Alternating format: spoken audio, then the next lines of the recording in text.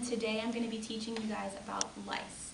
Now many of you are here because you've had an unpleasant experience with lice in the past, or you're hoping to avoid ever having an unpleasant experience. Today I'm going to teach you about the life of a louse, how lice spread, how to tell when someone has lice, and how to treat your homes and your family for lice. Let's start by figuring out what lice are. What do you think of when you hear the word lice? Yes. When I think of lice, I think of nasty, dirty, kind of stuff. A louse is a very small bug that can get into someone's hair, feeding on their blood. Lice lay eggs in a person's hair, and they make these eggs stay in the hair by gluing the eggs to each individual strand. These eggs are called nits. When the nits hatch after spending 7 to 9 days glued to the hair, they are nymphs, tiny versions of an adult lice bug. They shed their skin 3 times before they make it to the actual adult form. This usually takes about 7 days. These adults lay more eggs, and this is how an infestation, or a gathering of a bunch of lice, happens. So how do lice actually make it into the hair? Lice spread from head-to-head contact. They travel from one person's hair to the next. Even though they're bugs, they can't hop or fly, and it's a myth to think that just by standing next to someone, you're going to get lice. They can also be spread by common hair items, such as hats, combs, barrettes, masks, and any other things that go in or around your head.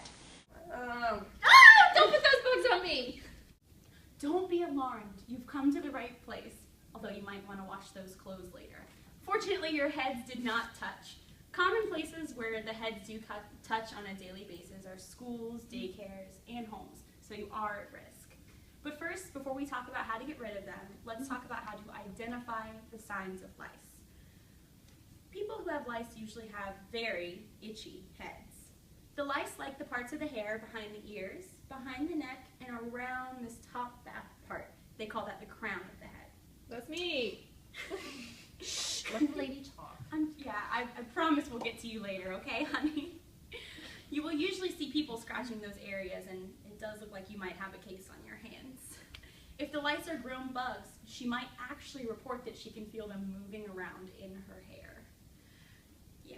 If someone is itching and itching and itching, it would be smart to check their head. Checking the head is the only way to make sure what she has is actually lice. Why do you think that is? Are there other things that could itch your head? Yes, I think dandruff can make your head itch. Very good.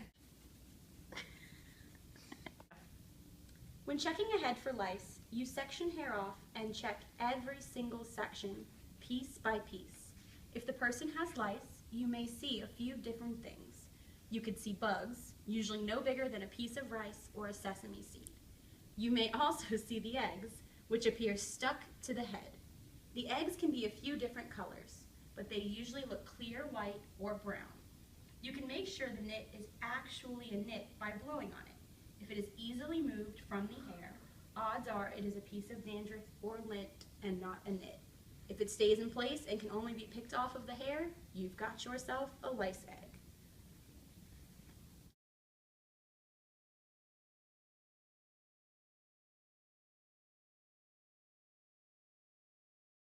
Step 1. Use a lice-killing shampoo. Read the label carefully and discuss the product with your doctor or pharmacist to make sure it is appropriate for your child. If they have any cuts or abrasions, that means dull cuts, bruises, whatever, on their heads, you want to make sure that all of those are covered and you don't irritate them. And you might not want to use this. You can opt out. This is totally optional, but it is recommended. You never want to use one of these on a baby or an infant, or if you're pregnant or nursing. Remember that. Cover your child's face with a washcloth and have them keep their eyes closed the whole time, because you don't want this anywhere but on the hair. And you always want to do this over a sink, not a tub or shower.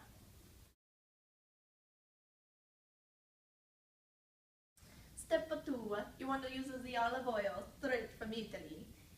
This is for use after the lice-killing shampoo to help get the other ones that still survived, and also to moisturize the scalp after the treatment. To put put it on, you want to part the hair and just pour it directly on the scalp.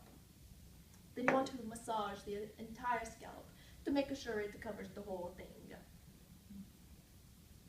The olive oil, what it does with the lice, it cuts off their source of oxygen because they have little holes in their sides of their bodies.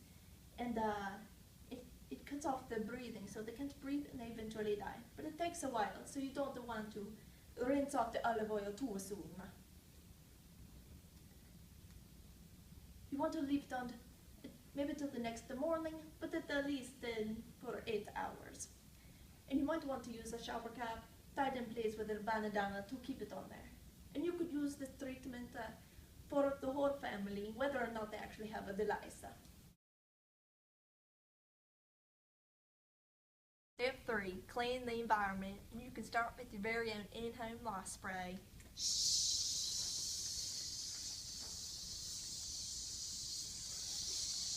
You also want to vacuum any air that might have come in contact with the head. Soak combs and brushes in hot water for about 20 minutes. Wash and dry all bed linens. Use towels, recently worn clothing, as well as coats, scarves, and hats. And put it in the hot dryer for about 20 minutes. Lice hate that dry heat, y'all. Anything that can't be washed can be dry cleaned and put away for about 2 weeks. Lice can't live more than a couple of days off a human scalp without the blood.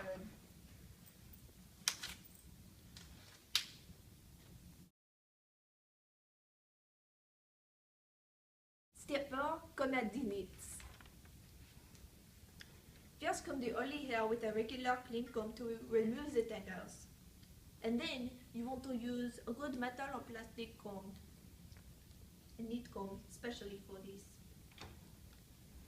Take a thin section of hair, no other than the comb. Starting at the scalp, slide the neat comb over that section. Pin that section out of the way and continue. Wipe the neat comb frequently with a tissue. And this takes time, so be patient. Wash out the oil with regular shampoo. May take more than one time to get all the oil out.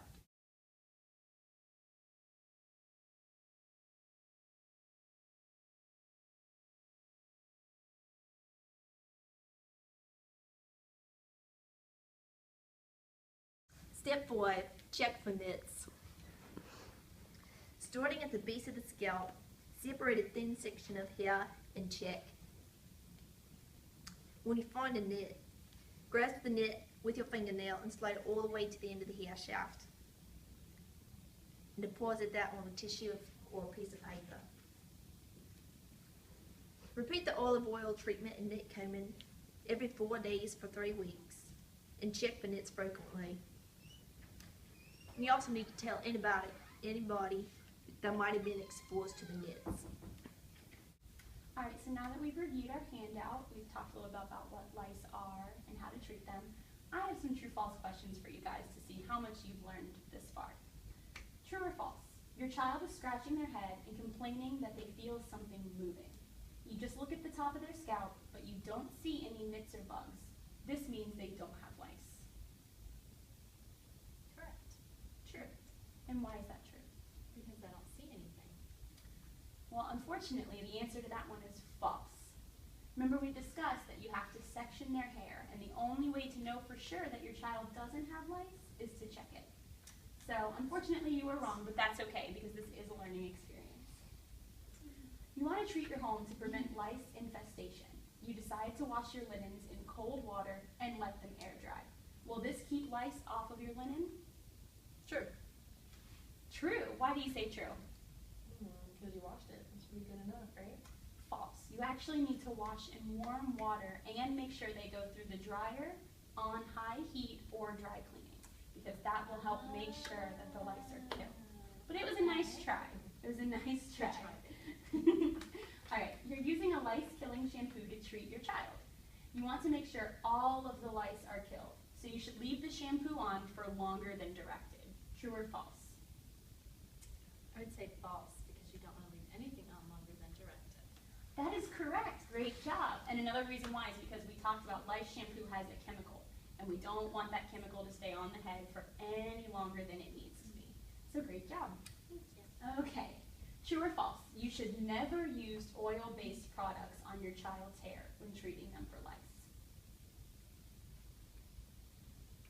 I will say false. Okay, why do you say false? Because it sounds like a good answer. Well, remember we discussed that you can actually use oil-based products on your child's hair to kind of help complement the chemical treatment that you get from your lice shampoos. And, fun fact, it also helps get the nits out from their head easier after you go through that battle plan. Very true. Yep.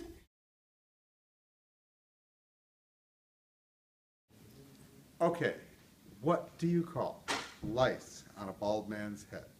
I don't know what. Homeless.